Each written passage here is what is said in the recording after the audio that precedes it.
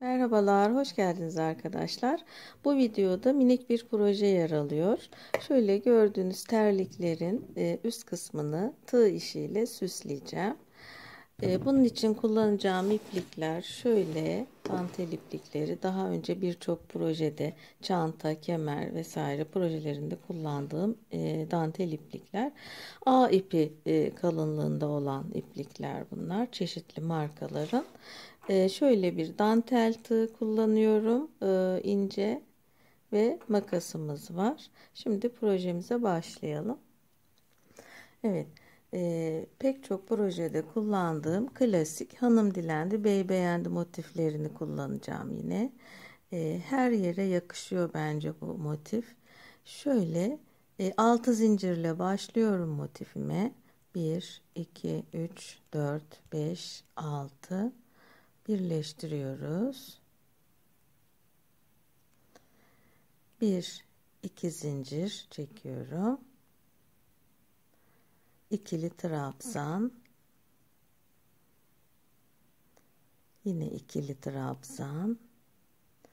1, 2, 3 zincir köşelerde. 1, 2, 3 tane ikili trabzan. 1, 2, 3. Aynı şekilde devam edelim. Evet, böyle oldu. 1, 2, 3. 1, 2, 3. 1, 2, 3. Birleştiriyorum.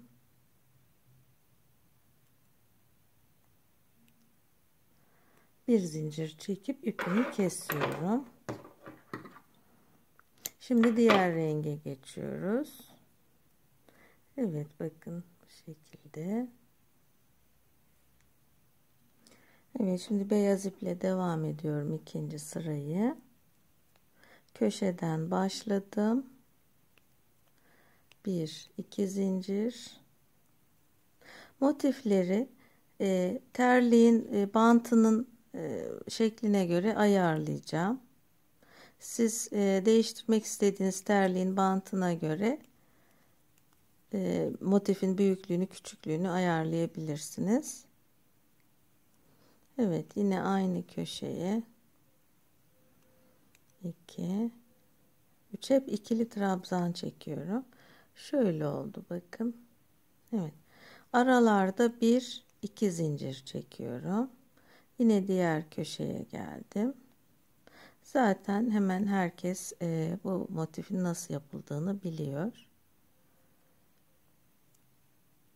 Evet, şöyle ikili trabzan,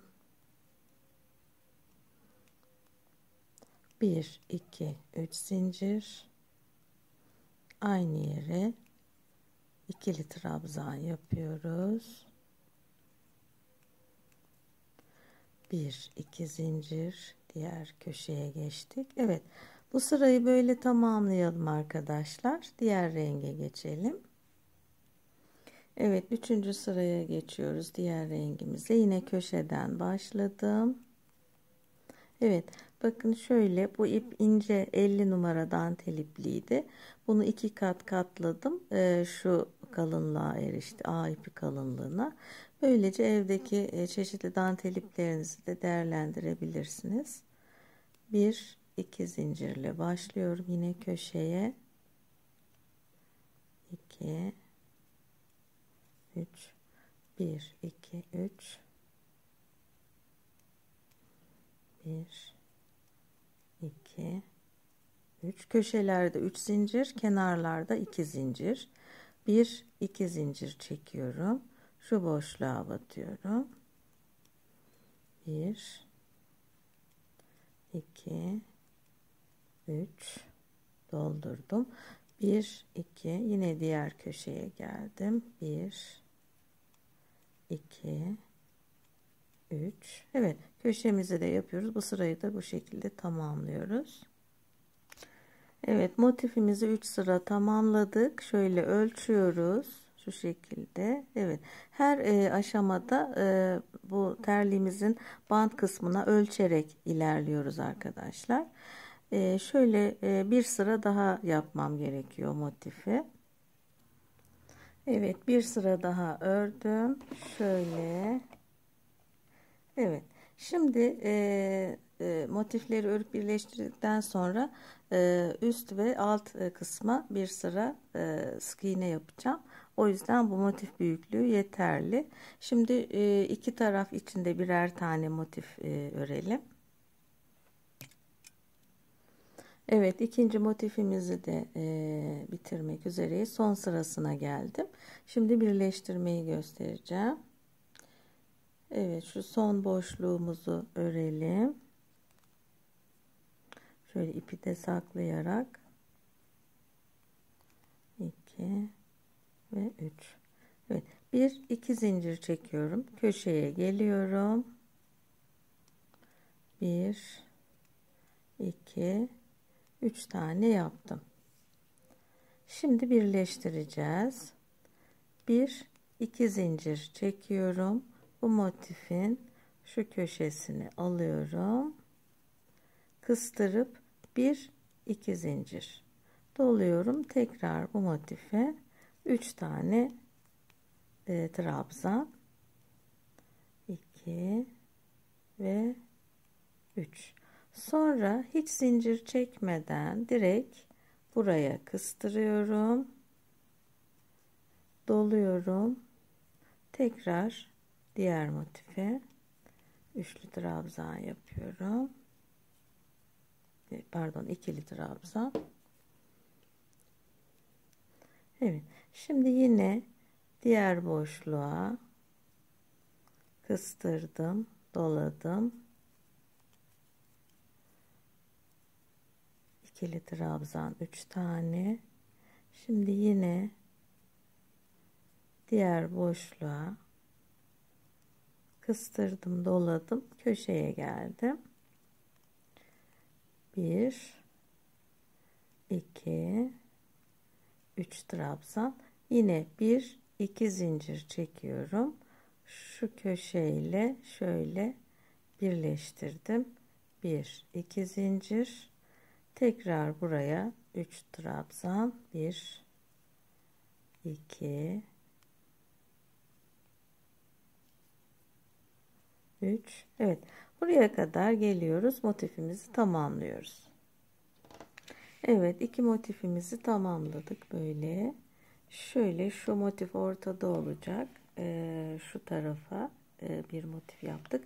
Şuraya da aynı şekilde motif yapacağız ve sonra aradaki boşlukları böyle ölçerek dolduracağız. Her sırada ölçerek. Evet, şu şekilde bir kalıp hazırladım ben. Şöyle göstereyim. Şöyle duruyor, pardon. Evet, bakın şöyle her sırada ölçerek şöyle yanlara gelecek şekilde şöyle. Evet, şu kısımlarda şöyle birer sıra şöyle eksilterek buradan devam ettim. Bakın, siz kendi terliğinizin bantına ölçerek bu sıraların büyüklüğünü, sayılarını ayarlayabilirsiniz. Her terliğe göre farklı olacaktır. Evet, şöyle bakın. Evet, şu kenarlara bir sıra daha yarım yaptım. Evet, en sonda bu dış kısmı beyaz olduğu için, bir de beyaz iplikle dikeceğim için şöyle iki sıra sık iğne geçtim. O da göz kararı, böyle alt ve üst kısmına. Evet, şimdi bu kalıbımızı diğer parçayla birlikte terliğimizin üzerine dikeceğiz. Evet, şimdi dikmeden önce kalıbımızı bantın üzerine iğneleyeceğiz. Evet, şöyle bakın, güzelce iğneledim. Her tarafından yerleştirerek şimdi dikmeye başlayacağız. Evet, şöyle bir kalın A ipi kullanıyorum. Dikiş ipiyle kopabilir diye. Evet, şu kenar kısmından başlayarak şöyle şu düğümümü içe alıyorum. Evet. Şu şekilde bakın sıfırlayarak ince bir iğne kullanıyorum.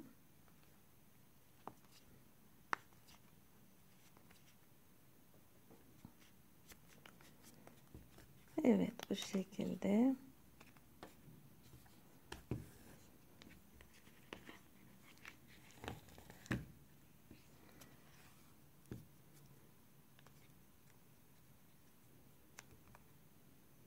Evet, yapıştırabilirsiniz sıcak silikonla ama dikerek daha sağlam ve uzun ömürlü kullanabilirsiniz.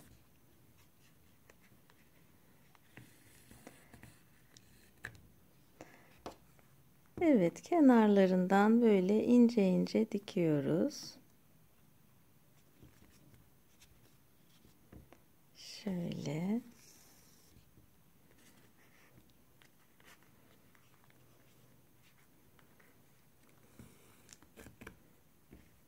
Evet. Bu kısımları ve şu ön kısmı diktikten sonra şu yanları da dikeceğim aynı şekilde ve terliğimiz hazır olacak. Evet, terliklerimiz hazır arkadaşlar. Böyle bakın, çok tatlı bir terlik oldu. İster evde ister dışarıda giyilebilecek bu şekilde. Sizler de böyle bantlı terliklerinizi, ayakkabılarınızı, sandaletlerinizi süsleyerek yenileyebilirsiniz. Evet, umarım faydalı bir video olmuştur. Diğer projelerimde görüşmek üzere. Şimdilik hoşça kalın.